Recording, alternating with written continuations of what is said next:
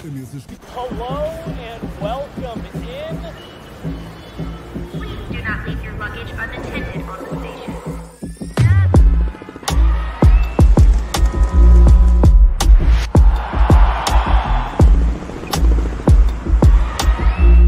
Welcome to the show. I'm such a fan of that new intro. I am such a fan of that new intro. Shout out to our guy Jason here at Gorilla, who just crushes it in general with video work, the editing work. I'm just all about it, all about that intro. How's it going, everybody? Monday afternoon.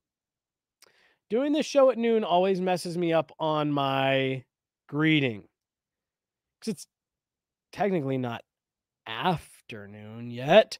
Jesse Montaño here, Gorilla Sports Off Ice. We are talking all things Avs, NHL, here to kick off your week, as I'm making sure that I've got all my links retweeted, pushed out, all that good stuff. Slow news week across the NHL, at least in terms of anything breaking, like any news breaking. We got to see Evan Rodriguez, former Colorado Avalanche, get his day with the Stanley Cup. His kids presented it to him. They're little kids, like 35-pound cup. They had some help, obviously, but it was so cute. It was great. Evan Rodriguez is a fantastic individual. Was super lucky to get to know him a little bit over the one season that he spent with the Avs. He always had time for media, always was willing to chat, and just super nice guy that was really easy to root for as an individual.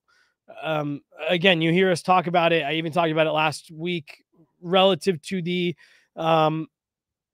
controversy surrounding Nuggets fans that were cheering for Serbia over Team USA in the Olympics. I talk about how as media members, we don't root for players.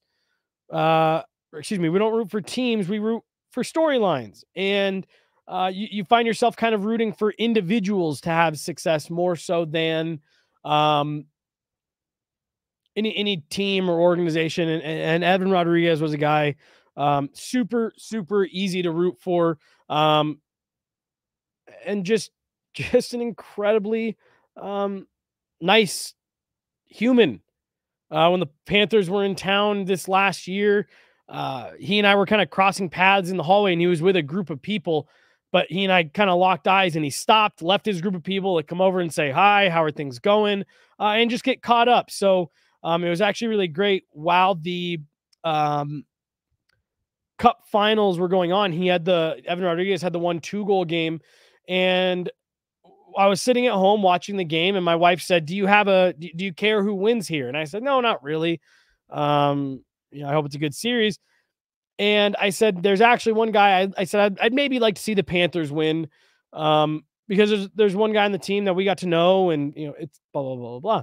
And it was about 4.5 seconds after I finished the sentence saying a lot of the things I just told you guys about Evan Rodriguez. Super nice guy, got to know him, this, that, and the other. He scored the first of his 2 goals. And I was like, oh my gosh, him right there. That guy is the guy who we all got to know last year and is just an awesome dude and blah, blah, blah. Wow, that's awesome. Great for him. And then it was just a few minutes later, 15 minutes later, he does it again. And I was like, holy shit, there he is again. And I was just so excited for Evan Rodriguez and all that. And it was all just such great timing, because my wife had just asked me why I would maybe be rooting for the Panthers. And I said, it's because of Evan Rodriguez. So great to see him have the success that he did. And even better to see him get the payoff for it and be rewarded, win the Stanley Cup and get to have his day with the Stanley Cup. Other bit of breaking news. Avs adjacent related, I would say. Katie Gauze, sideline or rink side reporter for Altitude Sports, announced this morning that she will not be returning to the Altitude broadcast for the 2024-2025 season. I'm actually, let's see if we can get Katie on the show. Look, Katie was only here for a couple of years, but I got to know her pretty well this past season. She was on the road a lot. Her and Kyle Keefe were switching off, who was traveling with the team, and Katie was on the road a lot.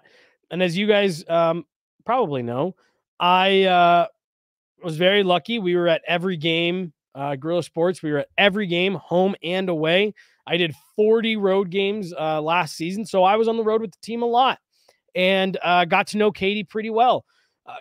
Just an absolute pro, just a professional in the industry, incredibly knowledgeable, knows she's very well plugged into the hockey community, has been around the sport a long time, and has a lot of family and friends that are deeply involved with the sport. So Katie Gauze, I mean, she lives and breathes hockey. She's around it every single day.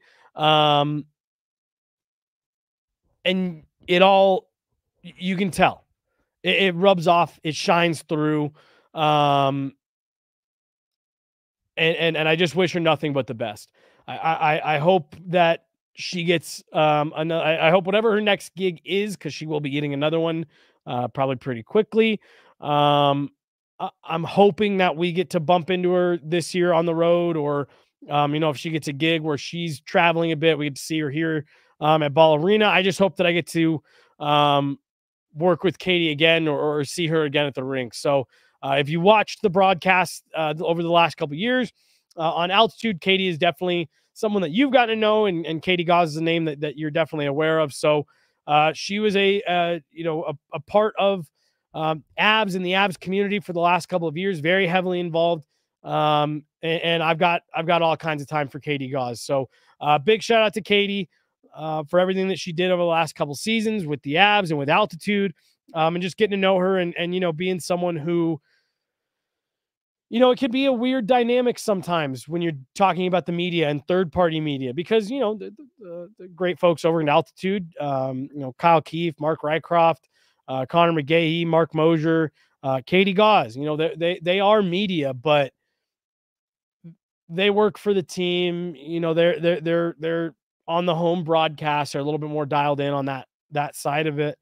So it can be weird sometimes. I've been in these media rooms in the past, maybe with some folks that again, there's kind of like this, like, well, yeah, we're with the team.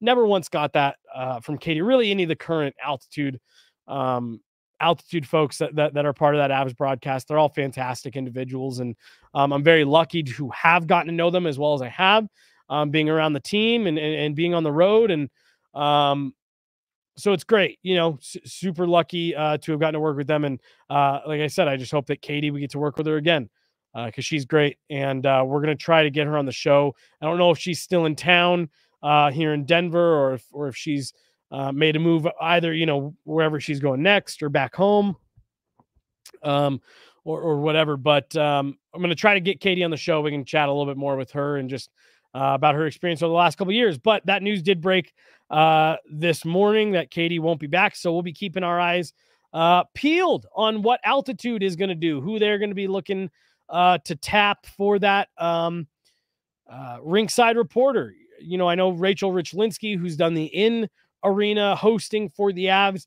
the last several years.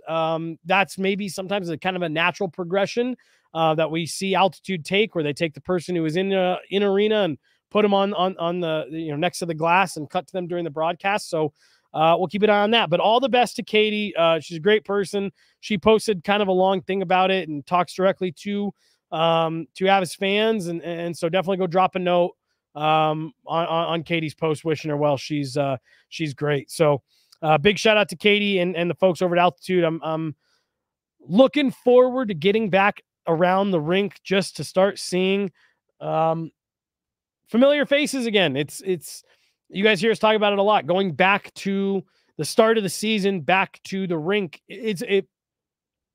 It's got big back to school vibes. Big back to school vibes where it's like the syllabus day where you just go do little like 5-minute versions of all of your classes and you don't actually have to sit in them for a long time. And it's just about seeing who's in each of your classes, who are the new people, which classes do you have with your friends, how well does your schedule line up? Do you get an off period around lunch so you get an extra long lunch? Do you get an off period at the end of the day so you get to leave early? That's a lot what the first week of training camp is like. So I'm looking forward to seeing all those folks, but we won't be seeing Katie. Let's talk a little bit about what we should be seeing at Avs training camp here in just a few weeks, or I guess what is still left outstanding that we either would like to see before training camp, or as you guys know, I talk about all the time, your roster does not have to be finalized going into camp. So I want to talk about what holes are left in this Avalanche roster. And not even necessarily what holes do I think they're going to plug ahead of the season starting, but more so what holes are still visible. How might they go about trying to plug these holes? And not necessarily what can you do, but what are your alternate options? And what does a best case scenario patch look like over one of those, one of the holes? It's hard because I really do think uncertainty is going to be the theme of this season for the Colorado Avalanche. It just is. There is going to be a lot of, we don't know what's coming next. We don't know. All right, even if we know what's coming next, we don't know when it's going to happen. And the uncertainty around, I don't want to just stop at the uncertainty around Gabe Landeskog and Val Nichushkin, because that's kind of a broad strokes topic that we've talked about across a lot of shows, and you've probably heard it from a lot more places than just here.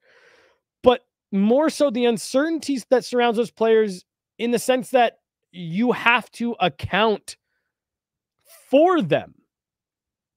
Your conversation around uncertainty has shifted from, oh man, will they come back? Will Gabe Landeskog play again? To how do we make sure these guys fit when they come back? Because right now, based on what I'm hearing, based on individuals that I'm talking to, and based on stuff that is out there in the news, R.E. Val, with the SKA St. Petersburg coach, coming out and saying, yes, we've talked to him. Yes, we're interested in adding Val Nichushkin. He is telling us that he will be going back to the NHL and to the Colorado Avalanche. That's his preference. Okay, so we're allegedly hearing from Val that he wants to come back. And now we're looking at what's happening with Lonzo Ball and the Chicago Bulls. Lonzo Ball, if you don't know, plays for the Chicago Bulls, last played in an NBA game in January of 2022. And last year, in March of 2023, March, April, May, June, 3 months before Gabe Landeskog had the exact same knee cartilage transplant surgery that Landy had. So you've got Lonzo Ball now, and I'm sorry, guys, I didn't finish that thought. You've now got Lonzo Ball, who is cleared for full contact 5-on-5 scrimmages. And after a week, the report right now is no setbacks. That he's back to fully participating in basketball activities. Now, he hasn't been cleared to resume a game yet, and he hasn't been cleared for a, what did they call it? A return to play process, meaning these steps are what we're going through to get you ready to play in a game. He hasn't been cleared for that yet, but he's cleared to make sure that his body's going to be able to withstand all of that. So the rule of thumb on this has been, he had his surgery in March. Gabe Landeskog had his in May, both of 2023. The rule of thumb on Gabe Landeskog has been follow Lonzo Ball, whatever he's doing, minus about 3 months, and that's roughly where Gabe Landeskog is going to be. So 3 months from right now puts us September, October, November. When's Val Nichushkin due back? November. Both of those players, I'm assuming I'm adding at least 1 month to each of those projections, because to me, that tells me that we should, if we are sticking to the golden rule of Lonzo Ball minus 3 months, we should be seeing Gabe Landeskog attempting to return to practice in a non-contact jersey early to mid-November. This is, I think, the first time that I am going to put a little bit of a timeline estimate on what I think Gabe Landeskog is going to do. I've been asked about Gabe Landeskog probably more than any other individual topic over the last 2 years. And the question has always been, if he can come back, when. This is the first time I'm willing to say, I think if the Lonzo Ball trajectory stays true, I think we're looking at Gabe Landeskog jumping back into practice in a red jersey about mid-November, right before American Thanksgiving. And now again, how long does he stay in that process? How linear is that path? I don't know. That may be something where the initial rehab is, 1 day on, 2 days off, 1 day on, 2 days off. And then maybe we'll jump to 2 days on, 1 day off, 2 days on, 1 day off. A lot of that will probably be a lot of individual work away from the group. But my point is, I think we can start to look at November and say that's probably a fair target date for Gabe Landeskog ramping up activities to see where he's at relative to game shape and game durability coming off this injury. So all of that's to say, my first, hole left to plug here, there's context to it, because when I look at it right now, you need to figure something out. You also need to account for those players not coming back while simultaneously accounting for them coming back. Are you starting to understand the conundrum that the Avs are in this season, and why, when we say the uncertainty around these players goes beyond, man, it'd be really nice to have Gabe Landeskog back in time for the playoffs. Wouldn't that, man, it's just uncertain when he'd be healthy. Wouldn't that be great if he could? No, there's real cap and roster spot implications that are directly tied to when these players return. I also don't think Val Nichushkin is going to get the green light on day one. I believe, and someone I'm sure will be able to jump in the chat and correct me on this pretty quickly. I'm fairly certain that it's November 14th is the first day that Val Nichushkin is eligible to be reinstated into the NHL. I don't think that's going to happen, especially once he's cleared to rejoin the team. They are not going to just throw him right back into games. There will be a long multi-week ramp-up process for that, just like what we saw with Sam Girard. Now, again, I think he's also Val Nichushkin. I think it's a little bit of a different situation in terms of the uncertainty, just because you've heard JJ and I talk about it pretty openly. We're still pretty unsure about how the team is going to respond. Gabe Landeskog was asked at the season-ending press conference that, he said, all right, the term that Nathan MacKinnon used after the last incident in Seattle last year, dang it, this is why I need a co-host so I can yawn. At the season opening press conference last year, Nathan MacKinnon was asked about Val Nichushkin coming off the Seattle incident. And Nate said, we're ready to welcome him back with open arms, which I think meant, because look, don't get me wrong, I think there was frustration in that locker room during the Seattle series that Val wasn't there. But I think everyone had processed the emotions. They felt how they felt, and everyone was ready to move on. Say you had a bad day. You made a mistake. We forgive you. We love you. We're ready. So the question was asked to Gabe Landeskog. Well, now we've had the Seattle situation. We had the situation in January on the East Coast road trip. And now we've got this. It happens again in the Dallas series. And the question was posed to Gabe Landeskog. Nathan MacKinnon said last year that you guys were going to welcome him back with open arms. Is that the situation again? Are you guys going to welcome Val back with open arms? And the answer from Avalanche captain Gabe Landeskog was, that's up to Val. It's up to Val and what he does next. So I've gone on record saying I'm maybe like 52% to 48%. I think Val's going to stay in Russia. I do. That's just my gut feeling on this. This is based off of almost nothing of what I've been told, rumors that are out there.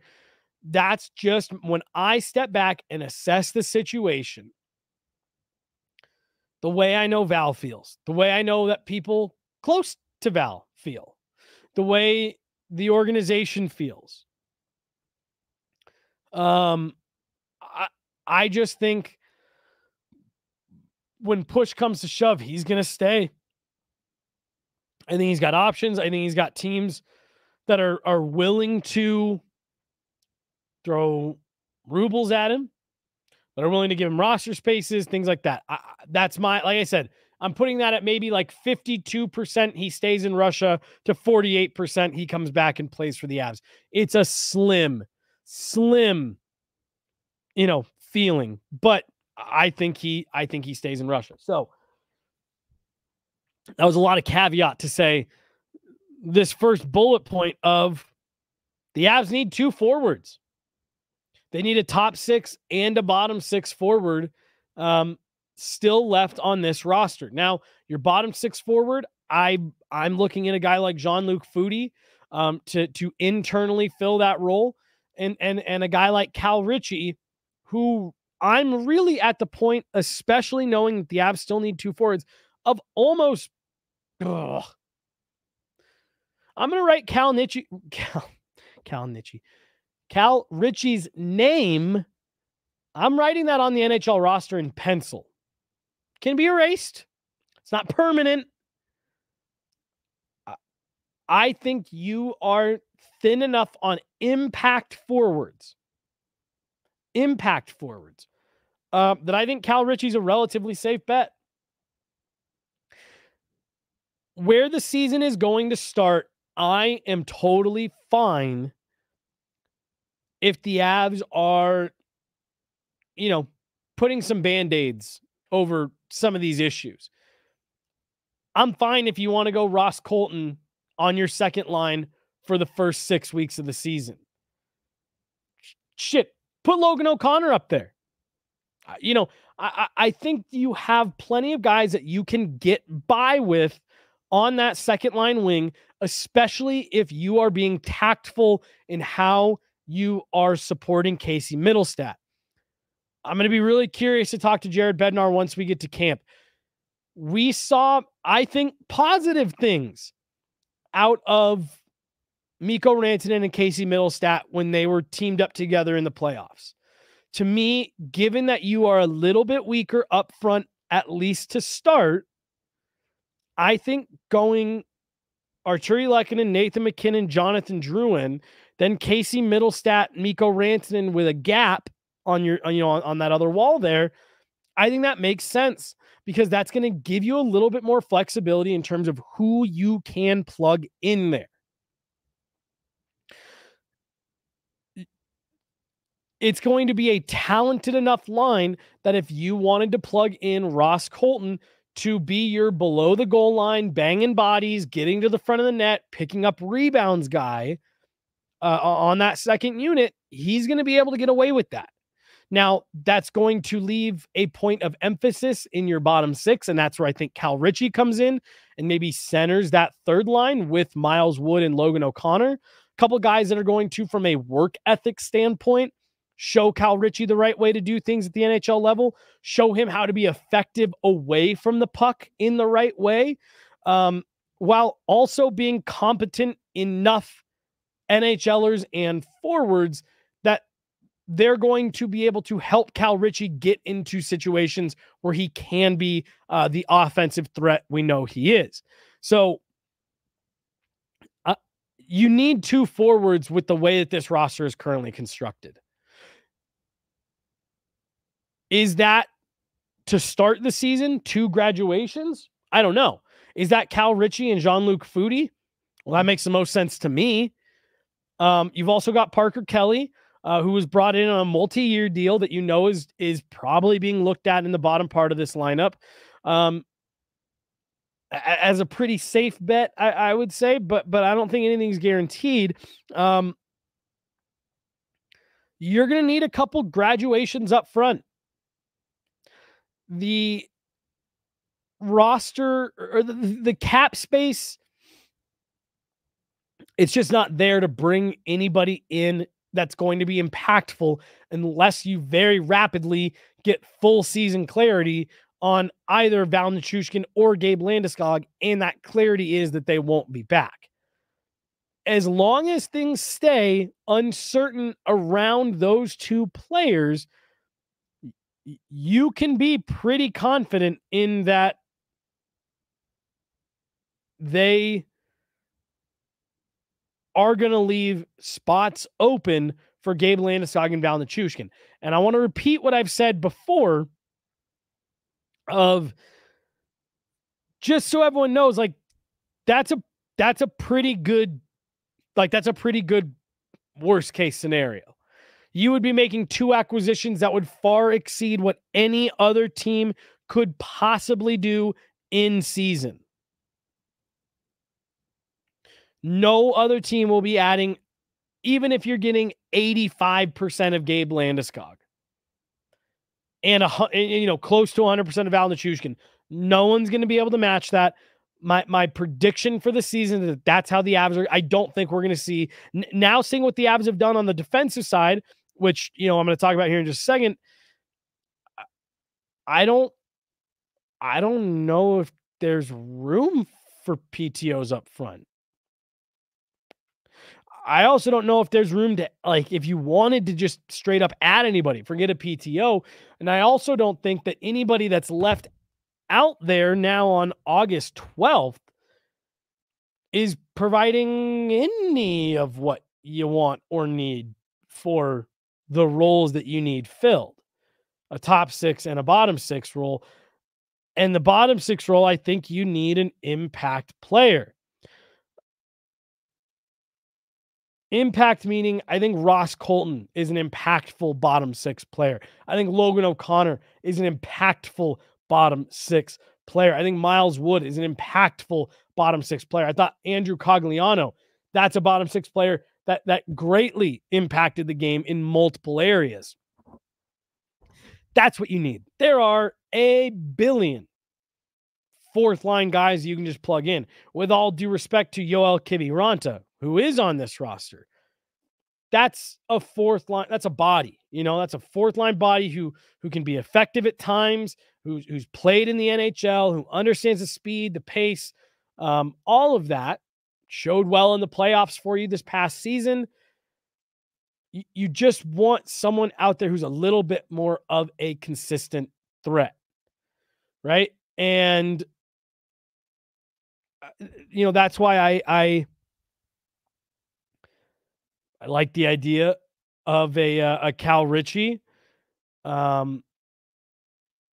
being a bit of a placeholder for Ross Colton on that third line in the center spot. If you get Gabe and Val back, one of them goes to your second line, one of them goes to your third line, in my opinion, with Ross Colton. So suddenly you're looking at a Ross Colton, Cal Ritchie, and then probably Gabe Landeskog. And then your fourth line, you can slide Miles Wood and Logan O'Connor down. And now suddenly all you're talking about is who's your fourth line center, which is probably Parker Kelly, or if Jean-Luc Foudy really came out and was impactful, or if you really wanted to, you could get a little funky and funny and fresh with how you put together that third line.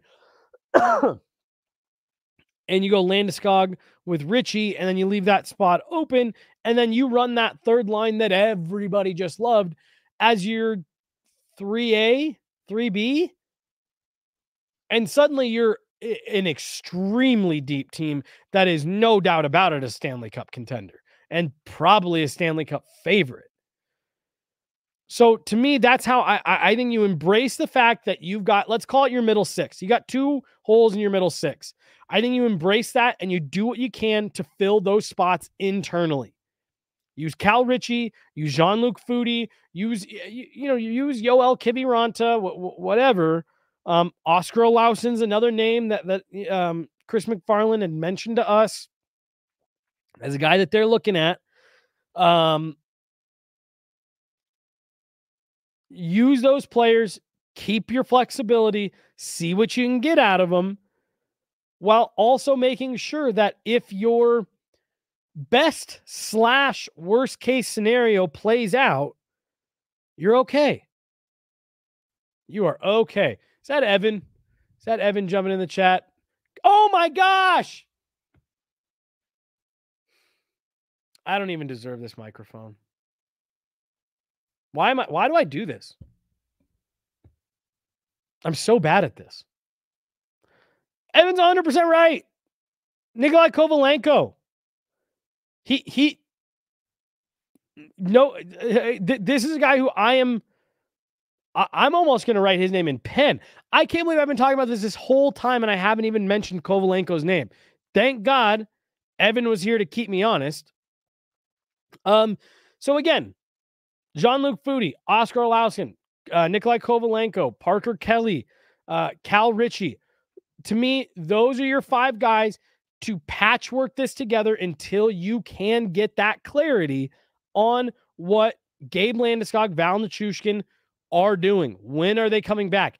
You swung the uncertainty to the other side. It's not, man, can we get them back to play for us? It's, when are they coming back? When do we have to account for these guys? Kovalenko, that's what you do. That's what you do. If you get Val and Gabe back and you're just wanting to say, we've got a first, a second, and 2/3, you go Kovalenko, Ritchie, Landeskog, Wood, Colton, O'Connor, and you have the best bottom 6 in the league. Then you go Val, Middlestat, Rantanen, Lehkonen, McKinnon, Drouin. That's how I'd do it.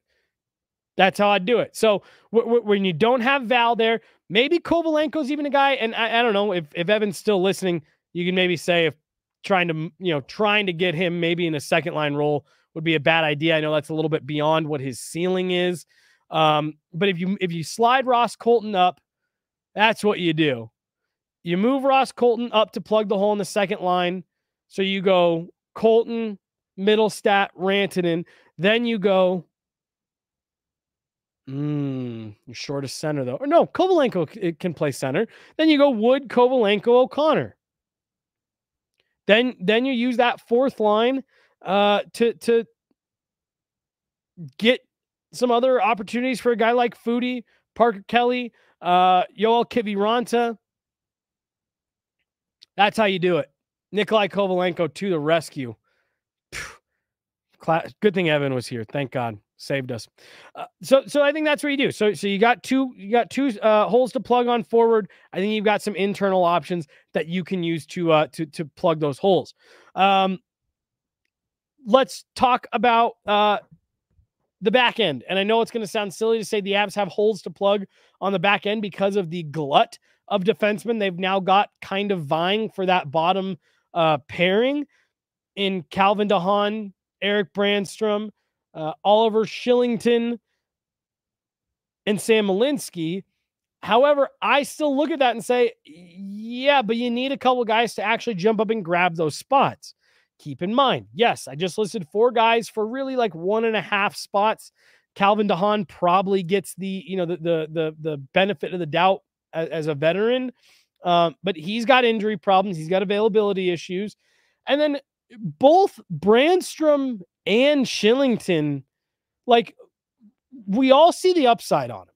Totally. And I'm bought into the upside of these guys. These are Jared Bednar-esque players. They do things well that the Avs do well. They're cheap. They're reclamation projects. They are still reclamation projects. You are still hoping to get more out of them. You still got them off of free agency. They were still not retained by the teams that knew them best. There are still hurdles that you're going to have to overcome with guys like Brandstrom, Shillington, Calvin DeHaan, and even Sam Malinsky. Yeah, I think he can make the jump to the NHL, but he's got to actually do it. And he's got to actually go out there and prove I can be an effective third pairing defenseman. You know, the Avs top to bottom decor has been a staple for the last half decade. That the Avs could roll pairs 1 through 3 and you felt confident. The Stanley Cup year in particular, where Josh Manson was a clear third pairing guy. And for the record, Josh Manson is not a third pairing guy for his career. But the year the Avs won the Cup, that's what it was. Jack Johnson, who's been an NHL regular, was in the press box on most nights until there was an injury. And then you had an NHL regular able to come out of the press box and jump right into your lineup. Strength in their defense has been the hallmark of this Avalanche team under the Jared Bednar era, under the Jared Bednar regime. They are the reason you have 4 guys competing for 2 spots. The Avs want to get back to that. They want to get back to, we are undeniable on defense, top to bottom. It's part of the reason why I think they're taking swings on guys like Brandstrom, Shillington, and why they have so much faith in a guy like Malinsky. I think Calvin DeHaan is here, is a little bit of a stopgap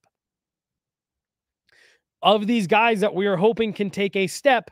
In case they don't, we've got a guy like Calvin DeHaan here who we feel can give us Jack Johnson level minutes every night, and he can be efficient.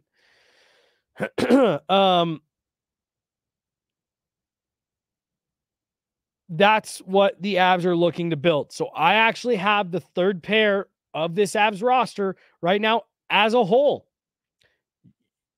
Your hallmark has been, we can roll pairs 1 through 3 on defense.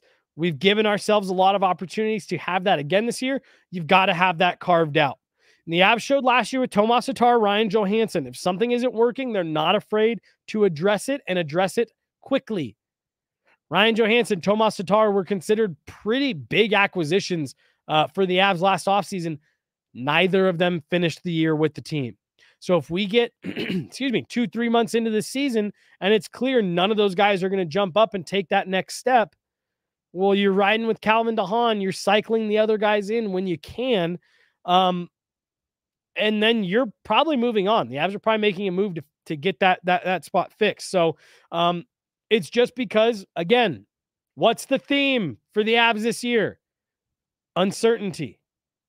Uncertainty until you know for certain that one of, at bare minimum, Brandstrom, Shillington, or Malinsky are going to jump up and say, yes, I'm a third pairing defenseman. That's a hole you got to plug. What do we got, Jay? What do you think the odds are the Avs start Richie on the second line? Or do you think the sixth forward will be in the Avs top six? I do think it's possible that the Avs would bump Richie up to the second line. I think they see him as a center. I think the Avs see Cal Ritchie as not only a center right now, but a potential future franchise center for them, playing behind Nathan McKinnon, obviously. But that I think they're kind of looking at it as what the Capitals had in Backstrom and Kuznetsov for years. Here's our 1-2 for the next, for the long time. And now you add the fact that you have Casey Middlestat into that. To me, I think you're setting up really nicely to say, we're going McKinnon, Middlestat, Ritchie down the middle for the next 5 years. And now, obviously, you're going to, if Ritchie really starts excelling and exceeds, what Casey Middlestat's doing for you, you can obviously play with things. And the way that Jared Bednar and the Blendnar works, he'll have them all over the lineup and on different lines and offensive starts and defensive zone starts, et cetera, et cetera. But I do think what the Avs are angling for right now is 1, 2, 3, McKinnon, Middlestat, Ritchie for the next 5 years. I think that's what they're gearing towards, and I think they want to try to get him as many reps as a center as they can starting right now. Last note for me in terms of where I see the Avs needing to get things figured out, and I had the power play written out, but I changed that to PP2 specifically. The Avs' second power play unit was a black hole last year. Just gave them next to nothing, to the point where Jared Bednar was playing that top unit for anywhere from 90 to 100, 110 seconds of a 120-second power play. It was just obvious there was no faith in that second unit. It's kind of been a rotating cast of players, concepts, and strategies. At one point, rolling 3 defensemen out there. Now, granted, yes, they were all puck-moving, heavier shooting defensemen in Girard, Taves, and Byram, but in a league where everybody is going further and further away from defensemen on the power play, with several teams even opting in the last 2 seasons to go with 5 forwards on the power play, to see the Avs go against that trend and have the majority of their players be defensemen was interesting. You wind up in certain instances with players like Arturi Lehkonen or Val Nichushkin, who are very impactful on that top line, playing their same role on the second power play unit. The Avs need to get that second unit figured out this season. Look, it's a second unit for a reason. You guys have heard me say it before on the show. If your depth guys scored every night, they wouldn't be your depth guys. They'd be your top guys. I'm not expecting this second unit to go out and be leading the team in power play goals, but they need to be more of a threat, and they need to be contributing at a slightly higher clip, I think is an extremely fair expectation. Now, again, that's going to be hard because we spent the entire first part of this show talking about the fact the Avs aren't as deep on forwards, especially to start the season. So in a year where you're less deep on forwards, how do you possibly make your forward specialist groups better? I'm more of talking about you need to identify something that's going to work better for that second unit, whether that's stylistically, personnel, whatever. And you need to find a way to get more out of them. And then as you get more clarity on Gabe Landeskog, Val Nichushkin, you need to start prioritizing making that second unit a threat. When healthy, I think pound for pound, this is right up there with the Bostons and the Edmontons and the Torontos in terms of the most lethal power plays in the league, just with the personnel that you've got out there. If you're talking in a best case scenario, you're talking Val Nichushkin, Gabe Landeskog, Nathan McKinnon, Mikko Rantanen, and Cale Makar. Swap Val Nichushkin with Jonathan Drouin if you want to spread that love around a little bit and have Val Nichushkin kind of play the Gabe Landeskog role in that second pairing. But, like I'm saying, fully healthy, everything according to plan, that's up there with Connor McDavid, Leon Draisaitl, Zach Hyman, Evan Bouchard power play. That's right up there. With the Austin Matthews, Mitch Marner, Willie Nylander, Morgan Riley. I always want to say Riley Smith. Morgan Riley power play in Toronto. Add John Tavares to that one as well. If the Avs get back to fully healthy and they get that clarity, your top unit's going to be dangerous. It's going to be lethal every single night. You got to find a way to make it impactful for those second units and have a little bit of a threat, which is going to lead to less ice time for that top unit, which is going to lead to fresher legs, which is going to lead to less burnout from your top guys as these games, seasons, playoff series wear on. So for me, I like what the Avs have done this offseason, given the constraints, given what all you are having to deal with, what all you don't know. And I think given that it's August 12th and we've got about a month until camps get going, for me to only have 3 bullet points in terms of these are areas to me that are excuse me, glaring that the Avs need to get fixed. If you got it down to just 3, it's pretty good. You'll take that. One last comment I think just popped up. We'll hit that one, then jump out. Do you think we'll get more clarity on Landeskog at the start of training camp, or do we think 2024 is out of the question? No, I mean, I said off the top, my official guess for him is that I think he's going to try, Gabe Landeskog is going to try to get back to team-related activities, team-related on-ice activities in about November. That's going based on the Lonzo Ball timeline of take what Lonzo Ball is doing and subtract 3 months. Lonzo Ball, the same surgery 3 months before Gabe Landeskog, and he is returning to full contact, 5-on-5 basketball activities. And the reports are after a week, no setbacks. I think we should be looking for Gabe Landeskog to be attempting to get back on the ice in about November, which is 3 months from now. And assuming there is any level of update to give, I think we will get it at training camp. I think Gabe Landeskog will get up and speak on media day, just like he did last year as the captain of this team. So I think he'll do that. And I think they will provide the best update they can, given the sensitivity of the injury, while also, they're not going to give us everything. They're not going to be 100% transparent with where he's at, but I think we'll get an update. I think the calendar year 2024, I'm not going to say it's 100% out of the question. I would get I would think maybe a little Christmas miracle and you get Gabe Landeskog back in before the calendar flips to 2025. But to me, that's kind of the way that I see it. So no, I'm not willing to say that 2024 is out of the question. I think the expectation is that he'll be back during the 2024-2025 season. When that is what remains to be seen. And I think we'll get our next official update probably here in about a month when we show up to training camp and that subsequent media day. That's all I've got for today, guys, on the Avs and NHL front here in about an hour. We've got Gorilla Sports Off Field coming up with Nate Jackson, Liv Moods, and Brandon Cristal talking Bo Nix, Broncos, what we saw yesterday and what to expect going forward as Bo Nix is now staring down his first week preparing as the starter for the Denver Broncos. So that's coming up for you guys right here on Gorilla Sports in about an hour at 2:00 Mountain Time.